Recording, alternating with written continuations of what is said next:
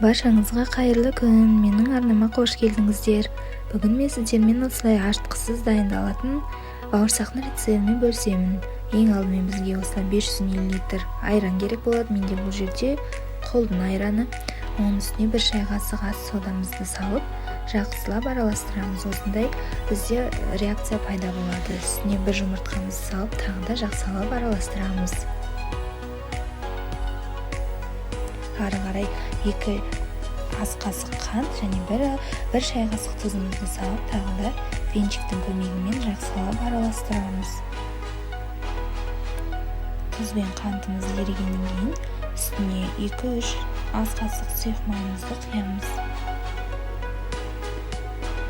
Одан кейін тағы да жақсылап араластырамыз.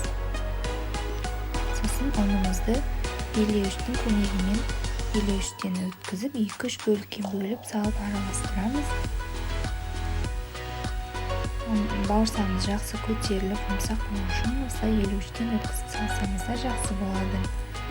Ары қарай массамыз қойылған кезде қалған ұнымызды салып, қолмен қамыр елестеп, жұмсақ қамыр болып иленеді.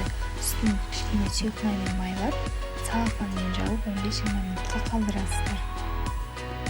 15-20 минут өткеннен кейін қамырымызды жайып, яғни майдың көмегімен немесе ұнның көмегімен жайсаңыздар болады.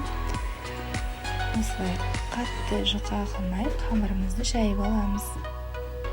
Оған дейін күнбағыс майымызды қыздырып қойсаңыздар болады.